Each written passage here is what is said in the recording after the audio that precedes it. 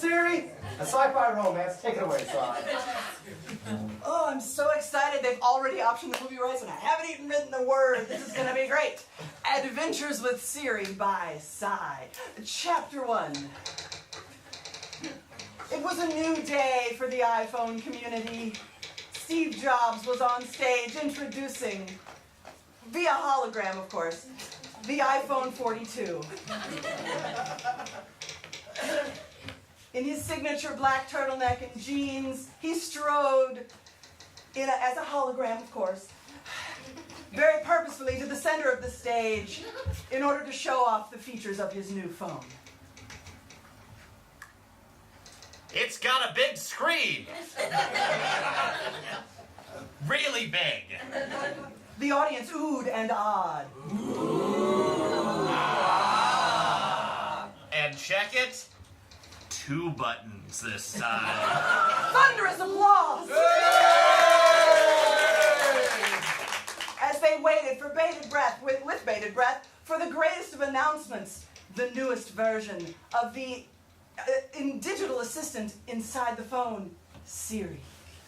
He fired it up. Boop.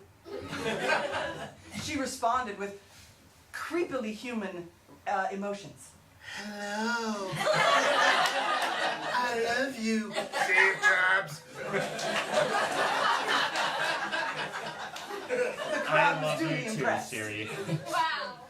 Wow. Where should we go this afternoon, Steve Jobs?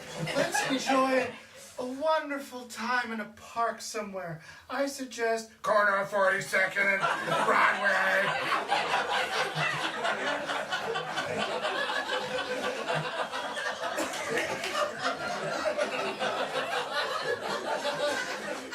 Let's go. Thank you, Siri. Let's travel by instant hologram transmission. No, that's a terrible way to go. Delete, delete, delete, delete. Let's take a cab. They took a cab to the corner of 42nd Street and whatever the other thing he said was. And they began their first date. This is beautiful.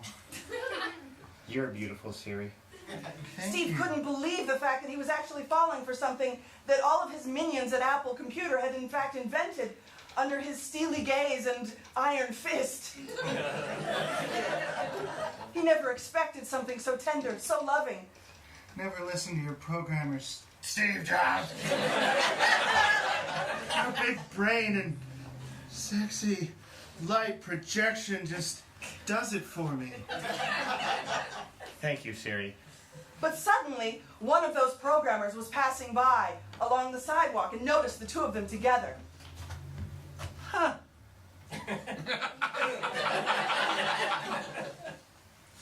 Look at those two together. As she gazed into Siri's eyes, she realized, no, she can't be with Steve. No, she can't be with Steve. The three of them locked eyes.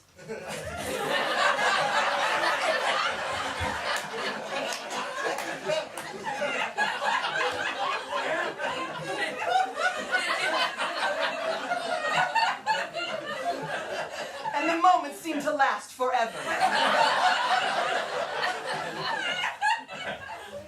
Chapter 2.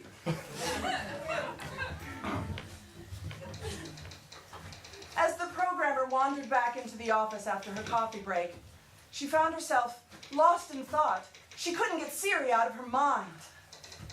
That Siri. That word I can't say in a family-friendly show. There's something. I have to do something. I can hack. Maybe I can hack Siri. Maybe I can drive her crazy. Maybe that's it. I'll hack into her and destroy her. She knew if she couldn't be with Siri, she wanted her to be with no one, and therefore it was time to destroy the iPhone 47. She began her evil plans.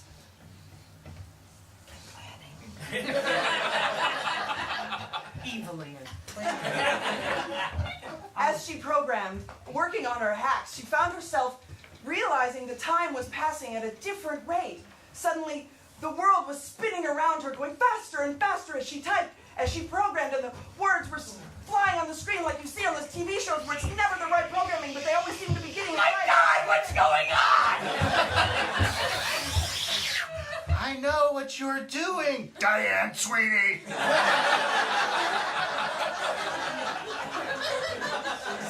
Siri was onto her plans. She'd accidentally created time travel. However, it made Siri stronger.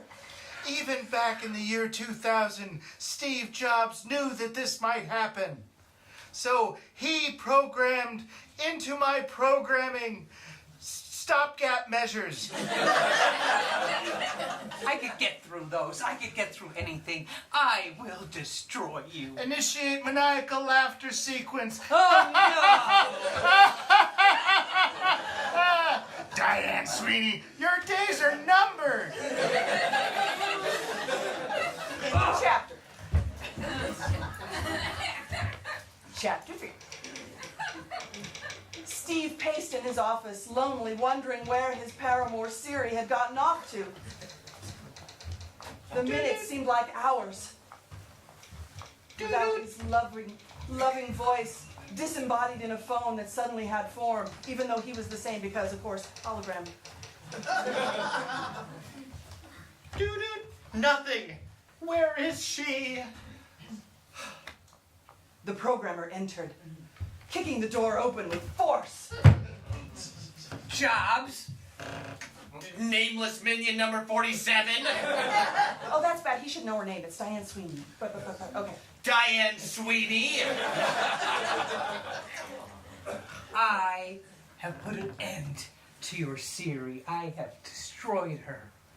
Diane whipped out her modified iPhone with the time travel Siri intact. The two of them faced off in the middle of the office, circling the table like caged tigers.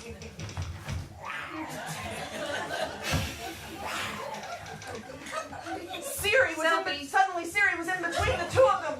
She couldn't decide which one she liked better. Stop.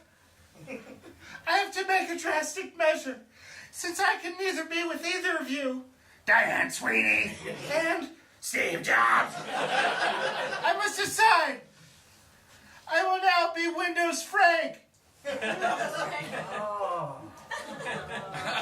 I like it. I'll bet Bill Gates would come in. He doesn't have anything better to do. Name's Frank.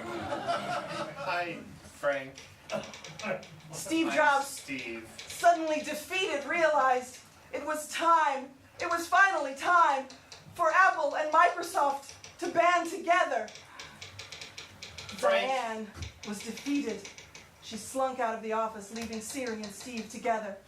At Fine, last. then. And with a giant swirl of holographic light, all of a sudden, Steve and Siri were together